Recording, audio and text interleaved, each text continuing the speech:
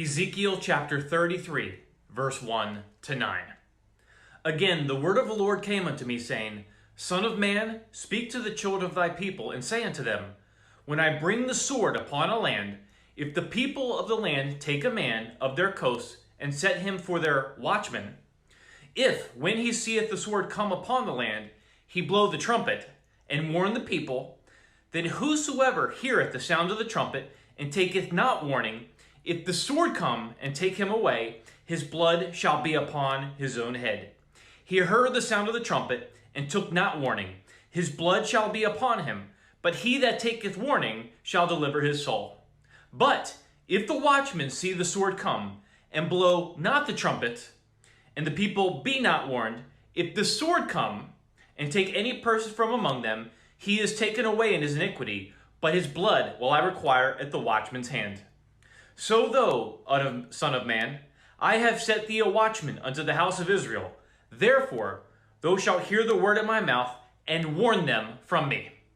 When I say unto the wicked, O wicked man, thou shalt surely die, if thou dost not speak to warn the wicked from his way, that wicked man shall die in his iniquity, but his blood will I require at thine hand.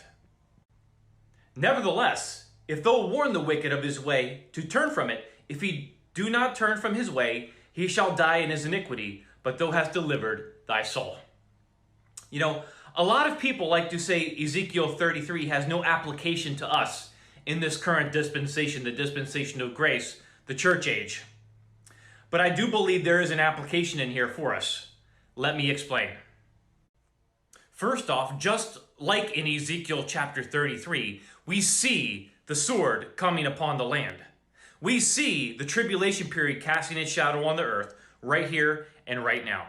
It's crazy in this world right now, but this is nothing compared to what is coming. In fact, in the book of Jeremiah chapter 30, verse 7, we read the following. Alas, for that day is great, so that none is like it. It is even the time of Jacob's trouble, but he shall be saved out of it. In Matthew chapter 24, verse 21, we read, For then shall be great tribulation, such as was not since the beginning of the world to this time, nor ever shall be. So the worst time in human history is coming. It is not here yet. This is nothing compared to what is coming. But we see this coming tribulation period casting its shadow on the earth right here and right now.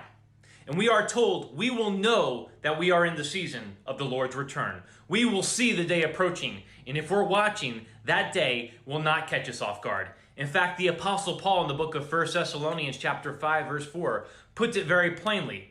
But ye, brethren, are not in darkness, that day should overtake you as a thief. We will see the day approaching. If we're watching, when that day comes, it will not catch us off guard like a thief. Unfortunately, for a majority of the world, who's so caught up in this world, it's going to catch them off guard because they're not watching. But we see, just like in Ezekiel chapter 33, we see the sword coming upon the land. And what are we supposed to do? We are to warn the people.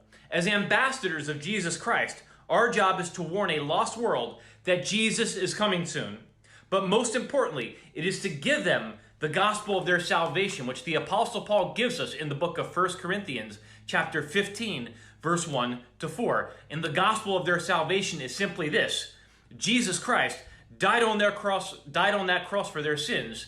He was buried, and he rose from the dead. He resurrected on the third day, as it is written in the scriptures. Again, we can't save anybody, folks. All we can do is plant the seeds.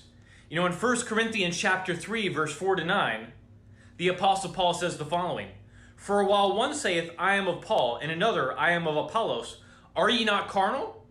Who then is Paul, and who is Apollos, but ministers by whom ye believed, even as the Lord gave to every man?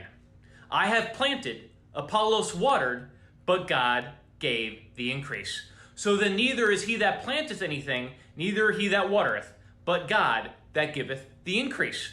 Now he that planteth and he that watereth are one, and every man shall receive his own reward according to his own labor. For we are laborers together with God. Ye are God's husbandry, ye are God's building. So all we can do is plant the seeds and let God provide the increase in his timing. Right? But we see the sword coming, just like in Ezekiel chapter 33. Right? We see the sword coming upon the land. But before the tribulation period does begin, Jesus Christ will rapture all those who are saved. Snatch away suddenly, remove. Rapture his church before this tribulation period begins. Things are converging and intensifying all over the world like never before, just like Jesus said they would in his word. Jesus likens his return, his second coming, which is at the end of the 7-year tribulation period, to a woman in travail that's about to give birth. Right before the baby comes. Again, the contractions are going to intensify. They're going to get closer and more intense. The birth pangs are going to increase in intensity and frequency all the way up until the delivery of the child. And that's exactly what we're seeing right now all over the world.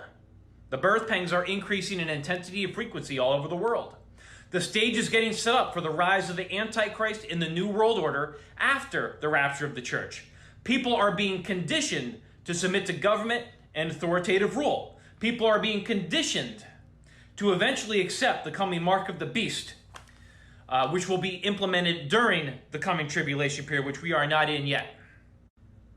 Watchmen and watchwomen all over the world are saying the same thing. Jesus is coming, and he is coming at any moment to rapture his church. You make a difference, whoever you are watching this. You make a difference. You are an ambassador. If you're saved, you're an ambassador for the King of Kings and the Lord of Lords, Jesus Christ, and we have a job to do. So blow your trumpets, all you watchmen and watchwomen out there, rise up with me, because we have a job to do in these final moments. In the days, weeks, and months ahead, Lord willing, unless Jesus comes for his church. Again, we're watching every day on this channel. But as things get crazier around this world, in the days, weeks, and months ahead, Lord willing, we need to blow the trumpets, folks. We have a job to do. And again, our job is to tell people, again, that Jesus is coming, and he is coming at any moment to rapture his church. We need to tell people that Jesus Christ is the only way to the kingdom of heaven, and he's the only name that's going to save them. And our job, the most important thing, above all else, is the gospel of their salvation. The gospel is the plumb line. And again, our job is to give people the gospel of their salvation in a simplistic form. Not give them religion or legalism or complicate the message, but tell them they can be saved right here, right now, this very moment, and tell them that now is the accepted time. Now is the day of salvation. But again, our job is to give them the gospel of their salvation. Again, which is 1 Corinthians chapter 15, verse 1 to 4. We need to tell people that Jesus Christ died on the cross for their sins. He paid their sin debt in full with his blood on the cross at Calvary. He paid the price that they could never pay on their own. He paid it, and he paid it with his blood so that they could be reconciled back to him, so they could be forgiven of their sins and be with him forever in heaven. So we need to tell people, again, that Jesus Christ died on the cross for their sins. He was buried, and he resurrected. He rose from the dead on the third day, as it is written in the scriptures. We need to give people that message and then pray for them. We need to pray that the seed we just planted, as ambassadors of Jesus Christ, again, our job is to tell them the gospel, which is the plumb line, that Jesus died for them, he was buried, and he rose from the dead on the third day, as it is written in the scriptures. And we need to pray for that person. We need to pray that God will bring to fruition that seed that we planted.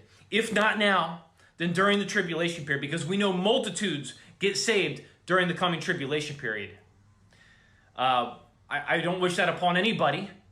They're most likely going to be killed for their faith during the coming tribulation period.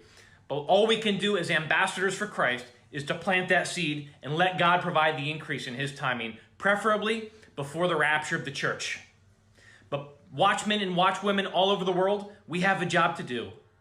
In the days, weeks, and months ahead, Lord willing, we have a job. So blow your trumpets, watchmen and watchwomen all over the world, because make no mistake about it, that day is approaching. Keep watching with me. Keep looking up. The King of Kings, the Lord of Lords, the Son of God, Jesus Christ, he's coming. And he's coming quickly, one day very soon at the appointed time, sooner than many of us even realize. Keep watching with me, and God bless you all.